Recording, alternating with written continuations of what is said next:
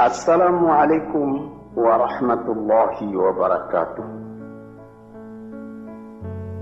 Para pendengar, laki-laki dan perempuan, baik yang sedang tinggal di rumah atau dalam mengembara dalam perjalanan yang jauh dengan mobilnya, diputar kaset, didengarkan Nabuya berceramah. Seakan-akan kita berdekat, meskipun saya tidak ada dalam mobil ini, tapi suara saya ada. Yang akan saya bicarakan pada hari ini ialah tentang mensyukuri nikmat Allah Subhanahu wa Ta'ala. Tuhan bersabda di dalam Al-Quran, la in syakartum la azidannakum wa la in kafartum inna azabi la syadid.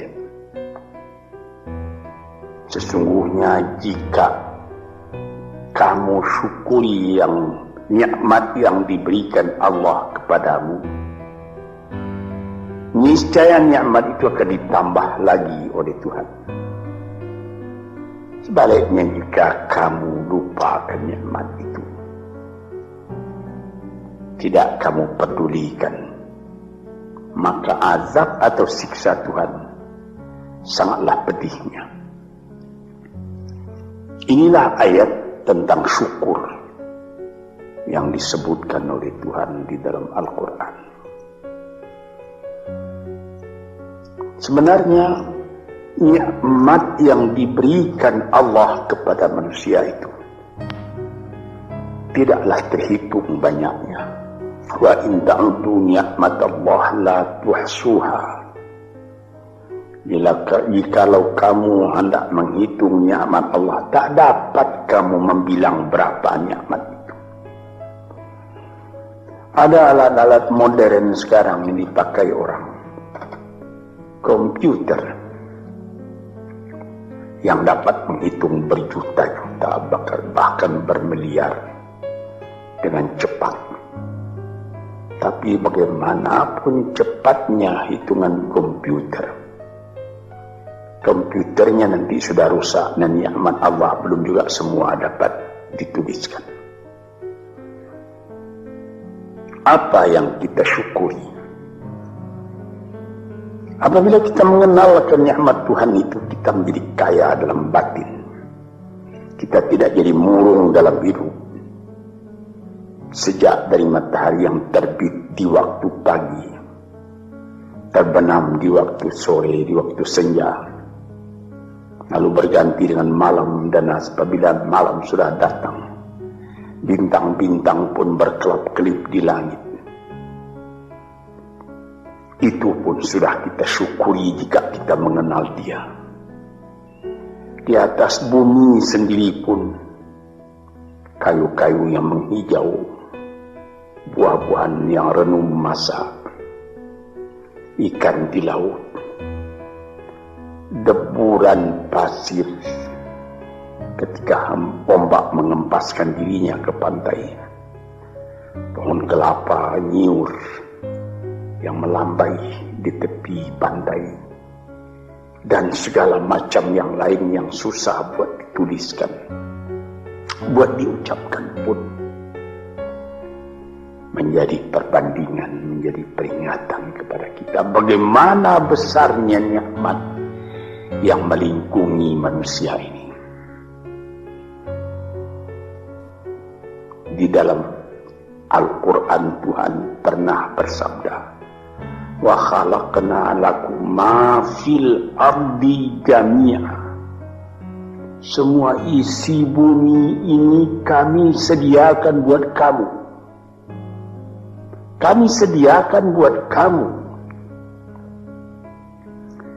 Sehingga apabila kita melihat ke laut, kelihatan ombak itu berdebur ke pantai, lalu kelihatan dari jauh perahu nelayan menyusur ombak dan gelombang mencari ikan. Untuk siapa ikan yang dicarinya itu? Untuk kita makan.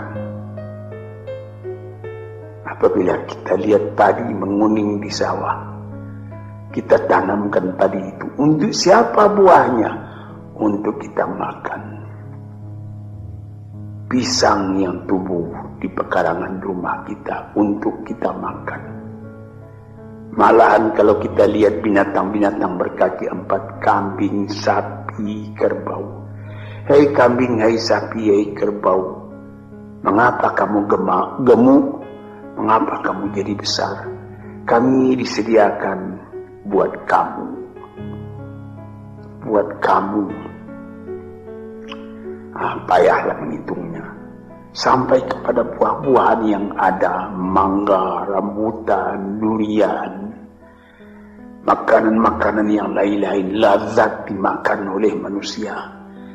Kalau sekiranya kita tanyai dan mereka dapat menjawab, tentu jawabnya akan sama semua, buat kamu. Inilah nikmat oleh Allah Subhanahu wa ta'ala. Wa sakhkhara lakum ma fil ardi, dan segala isi bumi ini disediakan buat kamu. Di sini kita merasa dalam hati syukur. Allah Ta'ala pun beri peringatan kepada kita. Walaqad karramna bani Adam wa hamalnahum fil barri wal bahri wa razaqnahum minat thayyibat wa faddalnahum ala katsirin mimman khalaqna tafdila. 4. Katanya, hai anak Adam, kami muliakan kamu di muka bumi ini. Kami angkat kamu di laut dan di darat. Di laut dengan kapal, di darat dengan kendaraan, malah sampai sekarang di udara diangkat manusia dan diberikan rezeki, padi menguning, buah-buahan yang manis-manisnya pun bermacam kemanisan. Dan diberikan lagi keperingatan bahwa dari binatang yang lain, manusia lebih utama. Dijadikan Allah Ta'ala bermacam-macam binatang, bermacam-macam margastawa yang ada di muka bumi ini. Manusia juga yang lebih tinggi daripada semuanya. Dan sebagai patri daripada segala nikmat yang ada itu, diutus Tuhan pula utusan-utusannya terdiri daripada bangsa manusia sendiri. Nabi-nabi dan rasul-rasul sejak dari zaman Nabi Adam, Nuh, Idris, Hud, Salih, Ishaq, Yaqub, Yusuf, Daud, Sulaiman, Zakaria, Yahya, Isa, Musa, dan lain-lain, Harun, dan lain-lain, sampai kepada Nabi Muhammad SAW. Tanda cinta manusia itu sempurna kepada manusia. Cinta Allah kepada manusia itu sempurna. Dikirim manusia sendiri buat menyampaikan bagaimana manusia tadi supaya selamat dalam kehidupannya. Dan diberi peringatan kepada manusia bahwa hidup itu bukan sekedar yang sekarang saja. Sesudah hidup yang sekarang ada lagi hidup yang lain, hidup yang akan datang yang lebih kekal daripada hidup yang sekarang. Hidup yang sekarang ini disebut al-hayatul faniyah, hidup yang fana, kelihatan sebentar, kemudian hilang, sesudah hilang tak kembali lagi. Tapi nanti disambut dengan al-hayatul baqiyah, hidup yang kekal. Disitulah kehidupan yang sejati. Kita kembali kepada yang tadi.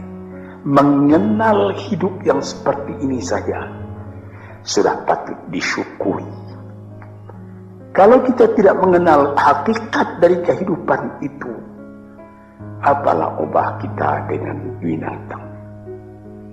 Tuhan pernah bersabda dalam Al-Quran, Dia katakan walaqad zara'na li jahannama katsiran minal jinni wal insi lahum qulubun la yafqahuna biha wa lahum adhanun la yasma'una biha wa lahum a'yunun la yubsiruna biha wa lahum adhanun la yasma'una biha ulaika kal an'am bal hum adall wa ulaika humul ghafilun. Akan kami lemparkan kepada neraka kesengsaraan, api neraka jahanam. Manusia, dia berhati tapi tidak memperhatikan, dia bermata tak melihat, dia berkuping tak mendengar. Apalah ubahnya manusia yang demikian itu dengan binatang, bahkan lebih lagi sesatnya dari binatang. Sebab binatang kalau dia tidak berpakaian, tidak ada orang menyalahkan. Tidak ada kata salah, kata benar dan salah pada binatang. Nah, sebab itu maka manusia yang tidak mempergunakan hatinya, matanya, telinganya, lebih hina dari binatang. Dan mereka itulah orang yang lalai, tak memperhatikan hakikat dari kehidupan itu. Maka tanda syukur kita kepada Allah, kenallah dirimu dan kenallah hidupmu.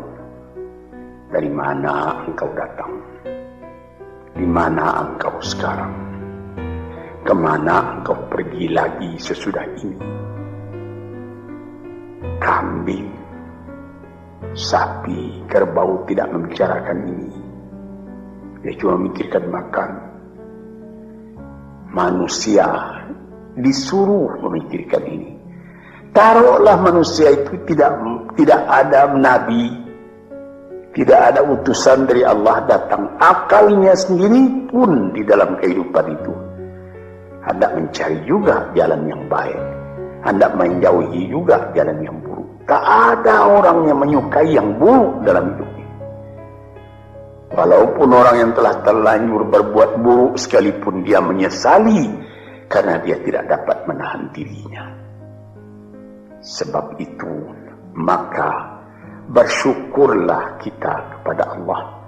Kehidupan kita itu tidak disia-siakan, tidak disia-siakan oleh Allah. Ya sabul insanu ayyutraka sudah.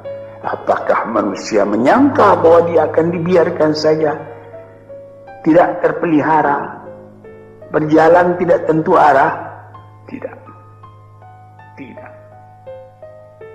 Sejak dari masa dalam menjadi nutfah lagi sampai menjadi insan sudah menjadi pikiran kita bagaimana keindahan Allah menjadikan kita. Nah, sebab itu maka dikatakan bersyukurlah, syukurilah nikmat Allah itu. Sekarang saya pertalikan sedikit dengan falsafah. Sokrates apabila dia mempelajari keadaan alam, sesudah melihat keadaan alam ini, dia pun mempunyai iman bahwa ada yang menciptakan alam, yaitu Tuhan. Dia bersyukur. Mengetahui itulah hakikat hidup, kata beliau. Mengetahui itulah kebahagiaan sejati, kata beliau. Maka di sini kita melihat, syukur ya Allah, aku tidak dijadikan jadi binatang. Syukur ya Allah, aku tidak jadikan manusia yang sia-sia. Syukur ya Allah, aku terjadi dalam keadaan seperti ini, sehingga aku tahu yang hak, tahu yang batil, tahu yang buruk, tahu yang baik, tahu dari mana asal perjalanan ini, dan tahu pula kemana tujuan perjalanan ini. Syukur kepada Allah karena kita tahu kita datang ke dunia cuma sekali, sepintas, sekejap mata dibandingkan dengan umurnya dunia. Taruhlah orang berumur 100 tahun yang paling panjang. Tapi apalah artinya 100 tahun dengan umur dunia yang sudah miliar tahun. Dan apabila kita mati pun, dunia pun akan tinggal sepeninggal kita. Entah berapa juta tahun lagi. Dan pintas zaman kita lalu ke dunia ini. Kita bersyukur karena kita diberi ingat. Yang sepintas zaman, yang sekejap mata itu harus kita isi. Sehingga setelah badan kita hancur di dalam bumi, kita masih hidup.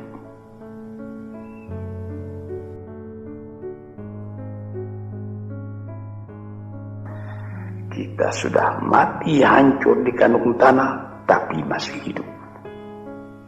Ada orang yang berumur sampai 100 tahun misalnya, atau lebih sedikit, tidak pula banyak lebihnya itu. Belum saya mendengar berita di dunia ada orang yang berumur 200 tahun, tidak. Paling banyak ya 120, 130 tahun, itu pun sudah lemah. Nah, dalam umur yang sekian pendeknya kita lalui di dunia, dia bisa kita panjangkan. Dengan apa? Dengan sebutan, dengan amal, dengan bekas tangan, dengan iman dan amal saleh, sesuai dengan apa yang disebut di dalam pantun Melayu, Pulau Pandan jauh di tengah, di balik pulau angsa dua, hancur badan di kandung tanah, budi yang baik terkenang jua. Ada juga satu syair daripada Syauqi, penyair Arab Mesir yang terkenal. Ihfaz li nafsika qabla mautika zikraha, fadzikru lil insani umrun thani.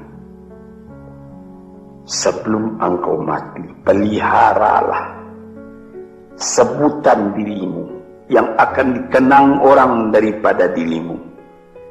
Karena kenangan atas ketika hidup yang dulu itu adalah umur yang kedua kali bagi manusia. Banyak orang yang setelah dimasukkan ke dalam kubur, masuk, sudah ditimbun kubur tadi, orang pun pulang ke rumah. Sebutan orang tadi keluar dari kuburnya. Tiap hari dia keluar. Setahun, 2 tahun, 10 tahun, 100 tahun. Malah ada yang beribu tahun. Nabi kita Muhammad sallallahu alaihi wasallam umurnya cuma 64 tahun. Tapi beliau sampai sekarang sudah 1400 tahun. Masih seperti kemarin saja hidup beliau itu menjadi sebutan siang malam. Inilah maksudnya yang dikatakan orang yang sesudah mati dia hidup kembali lebih panjang umurnya. 64 tahun dibandingkan dengan 1400 tahun. Dan selama azan masih kedengaran di puncak menara, entah ratusan ribu tahun lagi, itu nama akan tetap hidup. Ini yang kita syukuri kepada Tuhan.